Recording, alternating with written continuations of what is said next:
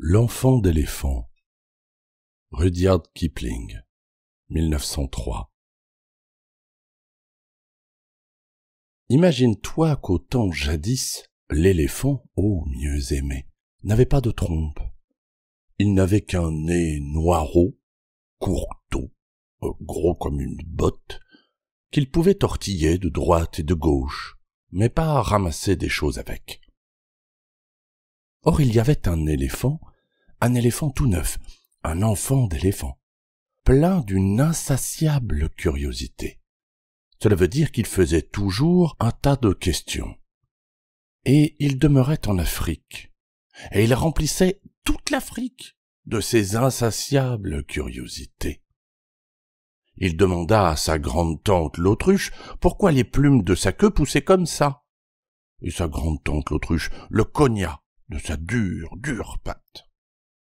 Il demanda à son gros-oncle l'hippopotame pourquoi il avait les yeux rouges. Et son gros-oncle l'hippopotame le cogna de son gros pied.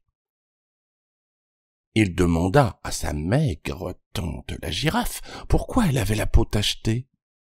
Et sa maigre tante la girafe le cogna de son dur sabot.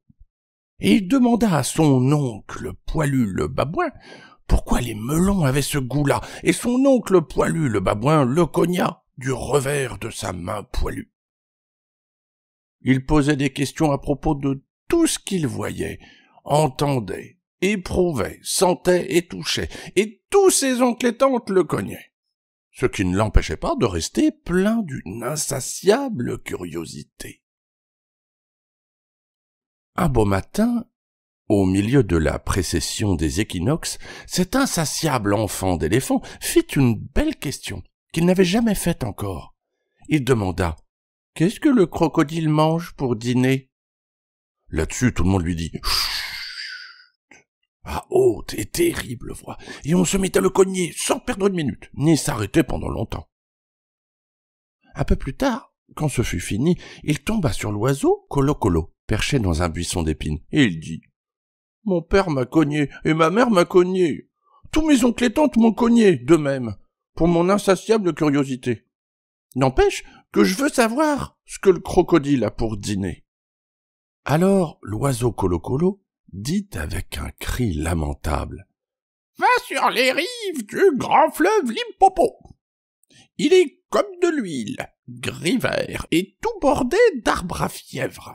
Cherche-la. » Dès le matin suivant, comme il ne restait plus rien des équinoxes, cet insatiable enfant d'éléphant prit 100 livres de bananes, de la petite espèce courte et rouge, 100 livres de canne à sucre, de la longue espèce violette, et 17 melons, de l'espèce verte craquelée, et dit à tous les siens « Au revoir, je vais au grand fleuve Limpopo, qui est comme de l'huile, gris vert et tout bordé d'arbres à fièvre, pour savoir ce que le crocodile mange pour dîner. » Et tous le cognèrent en chœur, une fois de plus, pour lui porter chance, bien qu'il les priât le plus poliment du monde de n'en rien faire. Puis il s'en alla, un peu congestionné, mais pas étonné du tout en mangeant des melons dont il semait l'écorce, parce qu'il ne pouvait pas la ramasser. Il alla de Grahamstown à Kimberley, et de Kimberley au pays de Kama. Et du pays de Kama, il marcha nord-nord-est, mangeant des melons tout le temps, jusqu'à ce que, à la fin, il arrivât aux berges du grand fleuve Limpopo, qui est comme de l'huile, gris vert et tout bordé d'arbres à fièvre, exactement comme avait dit l'oiseau Colo-Colo. Or il te faut savoir, et comprendre bien, mieux aimé, que jusqu'à cette semaine, ce jour, cette heure et cette minute-là, cet insatiable enfant d'éléphant n'avait jamais vu de crocodile, ni ne savait comment c'était fait. Tout ça, c'était son insatiable curiosité. La première chose qu'il trouva fut un serpent python bicolore de rocher, enroulé autour d'un rocher. « Faites excuse, » dit l'enfant d'éléphant avec la plus grande politesse, « mais auriez-vous vu rien qui ressemble à un crocodile dans ces parages circonvoisins ?»« Si j'ai vu un crocodile !» s'écria le serpent bicolore de rocher d'un ton de mépris. écrasant.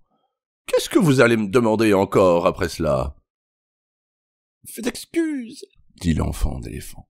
Mais auriez-vous la bonté de me dire ce qu'il mange pour dîner ?» Là-dessus, le serpent bicolore de rocher se détortilla très vite du rocher et cogna l'enfant d'éléphant de son écailleuse et fouettante queue. « C'est drôle, dit l'enfant d'éléphant, car mon père et ma mère, ainsi que mon oncle et ma tante, sans parler de mon autre tante, la girafe, et de mon autre oncle, le babouin, m'ont cogné tous pour mon insatiable curiosité, et je pense qu'ici, c'est la même chose. » De sorte qu'il prit congé avec la plus grande politesse du serpent bicolore de rocher, après l'avoir aidé à se reboudiner autour de son rocher. Puis continua, un peu congestionné, mais pas étonné du tout, mangeant des melons dont il semait l'écorce parce qu'il ne pouvait pas la ramasser, jusqu'à ce qu'il posât le pied sur ce qu'il prit pour une souche, au bord même du grand fleuve Limpopo, qui est comme de l'huile, gris vert et tout bordé d'arbres à fièvre. Mais c'était bel et bien le crocodile, ô mieux aimé, et le crocodile cligna d'un œil, comme ceci. « Fais excuse, dit l'enfant d'éléphant, avec la plus grande politesse, mais vous serait-il arrivé de voir un crocodile dans ces parages circonvoisins ?» Là-dessus, le crocodile cligna de l'autre œil et souleva à demi sa queue hors de la vase. Et l'enfant d'éléphant se recula avec la plus grande politesse, car il n'avait pas envie d'être cogné de nouveau. « Viens ça, petit, dit le crocodile. Pourquoi fais-tu de ces questions-là ?»« Faites excuse, dit l'enfant d'éléphant avec la plus grande politesse. Mais mon père m'a cogné, ma mère m'a cogné, sans parler de ma grande tante l'autruche, de mon gros oncle l'hippopotame et de ma tante la girafe qui rue si fort, ni de mon oncle poilu le babouin, sans oublier le serpent python bicolore de rocher, à l'écailleuse et fouettante queue là-bas, au tournant de la berge, qui cogne plus fort que tout le monde. C'est pourquoi, si cela ne vous faisait rien, j'aimerais mieux ne plus être cogné aujourd'hui. »« Viens ça, petit, dit le crocodile, car le crocodile, c'est moi. » Et il versa des larmes de crocodile pour montrer qu'il disait vrai. Alors l'enfant d'éléphant en eut l'haleine coupée, et tout soufflant s'agenouilla sur la berge et dit « Vous êtes la personne même que je cherche depuis de si longs jours. Voudriez-vous, s'il vous plaît, me dire ce que vous mangez pour dîner ?»« Viens ça, petit, dit le crocodile, je vais te le dire à l'oreille. » Alors l'enfant d'éléphant approcha sa tête tout près de la gueule dentue et musquée du crocodile, et le crocodile le happa par son petit nez, lequel jusqu'à cette semaine, ce jour, cette heure et cette minute-là, n'était pas plus grand qu'une botte. « Je crois, dit le crocodile, et il dit cela entre ses dents, je crois qu'aujourd'hui, je commencerai par de l'enfant d'éléphant. » À ces mots, ô mieux aimé, l'enfant d'éléphant se sentit fort ennuyé, et il dit, en parlant du nez comme ceci, « Laissez-moi aller, vous me faites mal !» Alors le serpent python bicolore de rocher descendit la berge dardard, et dit, « Mon jeune ami, si vous ne tirez pas dès maintenant sur le champ, aussi fort que vous pouvez, j'ai grand peur que ce vieil ulster de cuir à grands carreaux ne vous précipite en ce courant limpide, en moins de temps qu'il ne faut pour dire ouf. » Alors l'enfant d'éléphant s'assit sur ses petites hanches et tira encore, tant et si bien que son nez commença de s'allonger. Et le crocodile s'aplatit dans l'eau, qu'à grands coups de queue il fouettait comme de la crème, et lui aussi tira. Et le nez de l'enfant d'éléphant continuait à s'allonger, et l'enfant d'éléphant se cala sur toutes ses 4 petites pattes, il tira encore, et son nez continuait toujours à s'allonger. Et le crocodile godilla de la queue comme d'un aviron, et lui aussi il tira encore, et à chaque effort, le nez de l'enfant d'éléphant s'allongeait de plus en plus, et cela lui faisait grand mal. Puis l'enfant d'éléphant sentit ses pieds glisser, et il dit en parlant du nez, ce nez qui avait maintenant près de 5 pieds de long, « C'est trop, je n'y tiens plus !»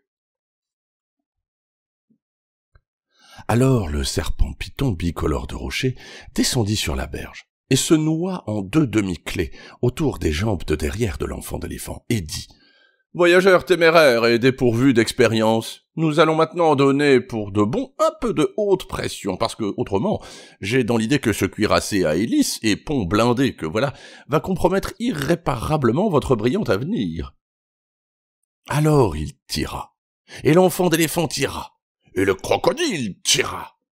Mais l'enfant d'éléphant et le serpent python bicolore de rocher tirèrent le plus fort, et à la fin, le crocodile lâcha le nez de l'enfant d'éléphant avec un qu'on entendit du haut en bas du fleuve.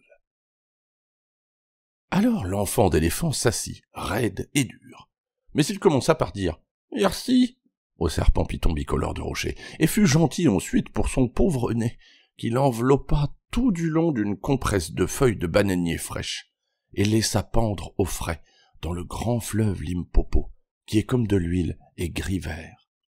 « Pourquoi faites-vous ça ?» dit le serpent python bicolore de rocher. « Faites excuse, » dit l'enfant d'éléphant, « mais mon nez est vilainement déformé, et j'attends qu'il reprenne son galbe. »« Alors tu attendras longtemps, » dit le serpent python bicolore de rocher. « Il y a des gens qui ne connaissent pas leur bonheur. » L'enfant d'éléphant resta là 3 jours, assis, attendant que son nez diminue.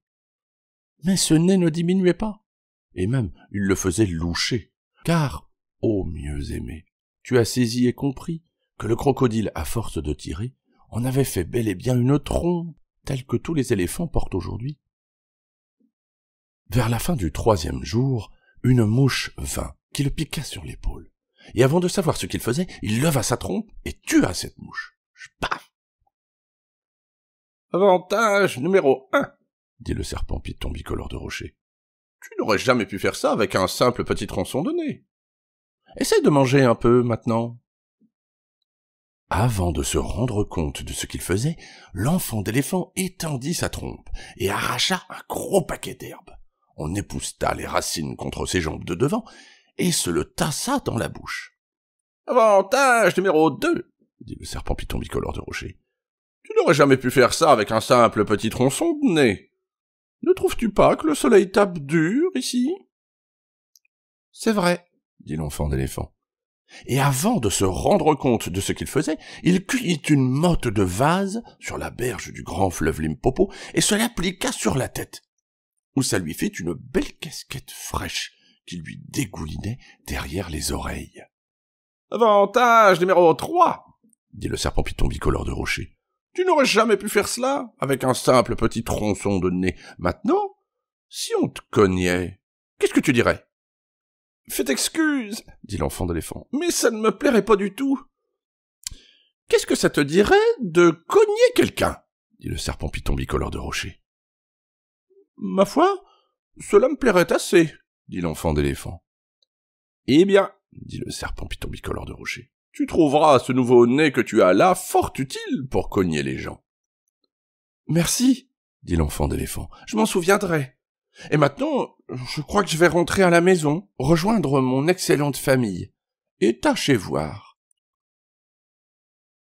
Par un soir tout noir, il rejoignit son excellente famille, et sa trompe roulée, il dit « Comment vous portez-vous » Ils furent très contents de le revoir, et immédiatement répondirent « Viens ici, qu'on te cogne pour ton insatiable curiosité. »« Peu, dit l'enfant d'éléphant.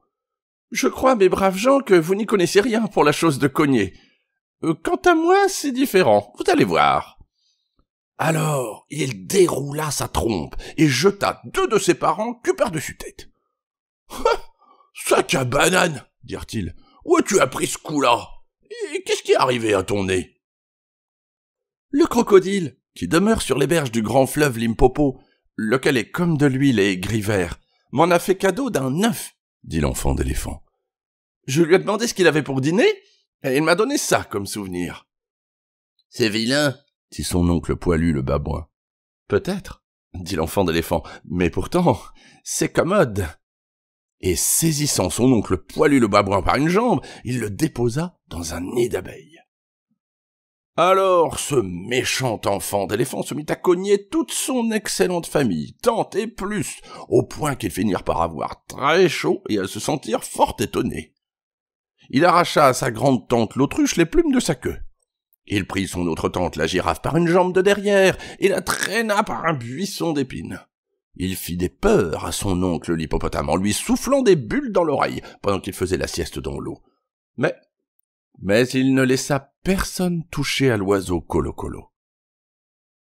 À la fin, cela chauffa tellement que toute sa chère famille partit à la queue leu-leu vers les berges du grand fleuve Limpopo, qui est comme de l'huile, gris-vert et tout bordé d'arbres à fièvre, pour faire au crocodile l'emprunt de nouveau-né.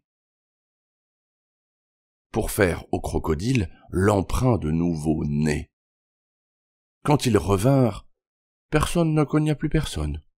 Et c'est depuis ce jour-là, mieux aimé, que tous les éléphants que tu verras, sans parler de tous ceux que tu ne verras pas, ont des trompes exactement semblables à la trompe de l'insatiable enfant d'éléphant.